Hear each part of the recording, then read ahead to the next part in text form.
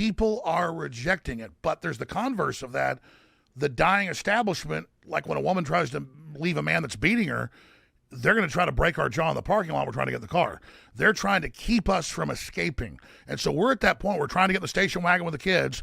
We're trying to pile them in. And, the drunk mean, is right there punching us in the face. But at the end, we're getting out of Dodge. We're leaving Egypt.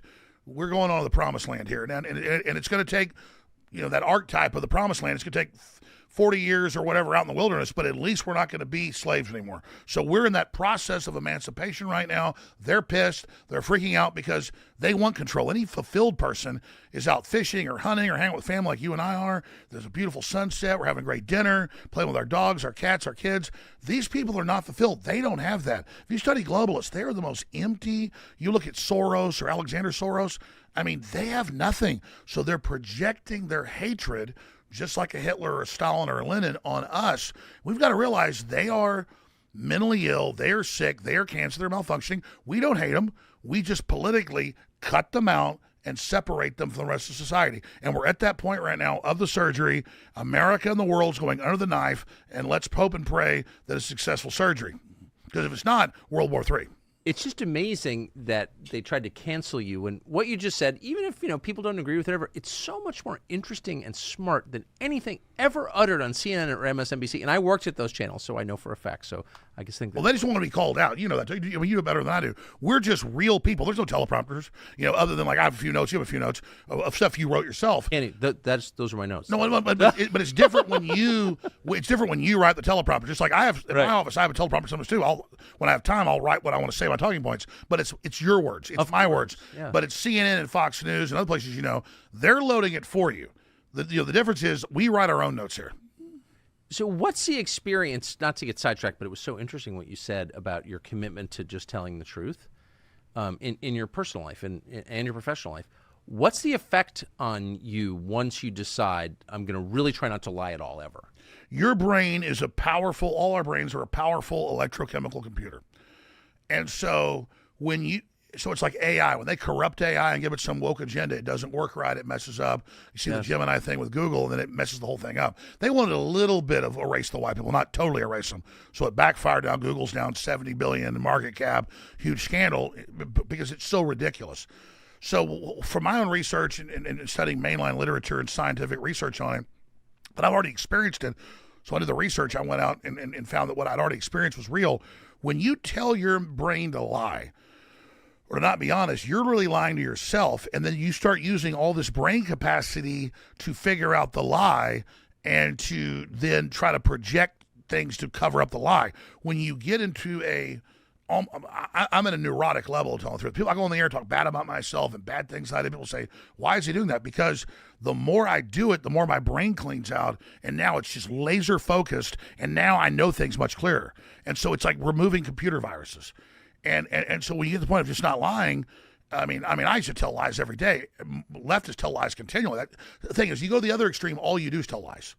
So when you start moving away from lies, you get to the point where, well, I told one lie this week, and that was terrible, because it's robbing from you, not just people you're lying to.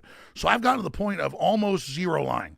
And it's super empowering. And again, it's cleaning out your computer to where your brain can then operate, not worrying about telling lies. It can just say what's accurate. That's amazing. I strongly sense that what you just said is the key to everything. To tell the truth, period, no matter what. It is, and that means sometimes it's painful. Because I don't want to hurt people's feelings, but at the end of the day, we just got to say this. We got to say it.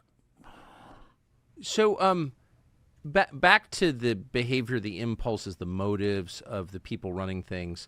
Obviously, they're incompetent. That's demonstrable. But they're also kind of monomaniacal. Like, they're very focused on certain hatreds.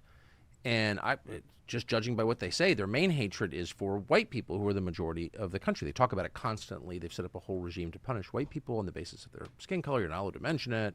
You're the racist. Okay, got it. But I don't think I've ever seen it on clearer display than in a now sort of famous MSNBC segment from last week. I hate to even play their garbage, but This is just so amazing. I have to play it for you. Why are white rural voters a threat to democracy at this point? You would think, as we pointed out, looking at Joe Biden's background and Donald Trump's, that the opposite would be true. I mean, we lay out the fourfold interconnected threat that white rural voters pose to the country. First of all, and we show 30 polls and national studies to demonstrate this. So we provide the receipts in Chapter 6.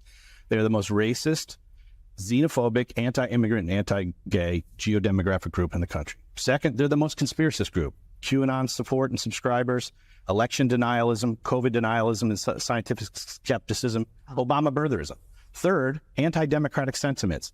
They don't believe in an independent press, free speech. They're most likely to say the president should be able to act unilaterally without any checks from Congress or the courts or the bureaucracy. They're also the most strongly white nationalist and white Christian nationalists. And fourth, they are most likely to excuse or justify violence.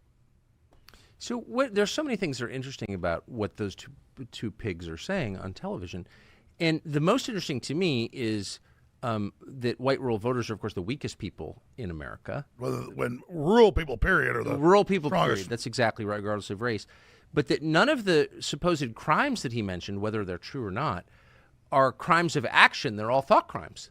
And so they're the most dangerous people in the country, not because they're killing others or embezzling money or getting rich through the carried interest loophole or starting wars, pushing people in front of subway trains. They're the most dangerous because they have thoughts that those two pigs don't like. It's so interesting. Well, this is the whole key. And, of course, what you played, as I know you're a newshound like I am, is just emblematic of all of it. That is the Carnegie Foundation. That's the CIA. That's the liberation theology at the universities. They know the world's 93% not white. So they think, well, we'll control these people who are exploiting by making all their ills about rural white people in America. But if you go to rural areas, I don't care if you're black, Hispanic, white, people are all basically populist. They're conservative. They know what's going on. They live on the land. They're not stupid. And they haven't done anything to anybody. That's the remarkable They're the lowest thing. crime rate. Well, yeah, like what's their crime? Well, their attitudes are bad. Like they will kill people for having the wrong attitudes. I mean, that's what they're saying. And that's what it comes down to. If you remember in June of 2001, when Biden had just stolen the election, in my view, and gotten into power, he put out that national anti-terrorism perspective, national directive. And he said, white supremacism is the number one threat. Then he defined white supremacism as questioning lockdowns or open borders or forced shots. And so it's real simple. That MSNBC talking point from 10 years ago that all Republicans are racist, they're trying to codify it into law and then define racist as anyone that doesn't want to give up their cows or their farm or be a slave. So what they're threatened by is self-sufficient people, because it's a military takeover by the left and by the WHO. And we talked about this when I was on 3 or 4 months ago on your show out of Maine.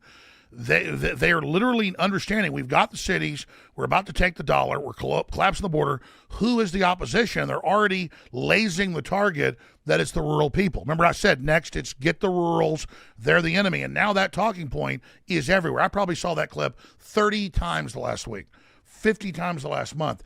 And that's their next target, just like when Lenin and Trotsky and Stalin took over just Moscow and a few cities, took them 5 years to take over Russia. Who was the target? The farmers. The kulaks. Because they produce the food. And if you get them, now you've got everybody. So they're doing as you did a few weeks ago with that incredible lady, a Maoist/Stalinist Lenin playbook because it works. And so this is happening. This isn't a question. This is going down.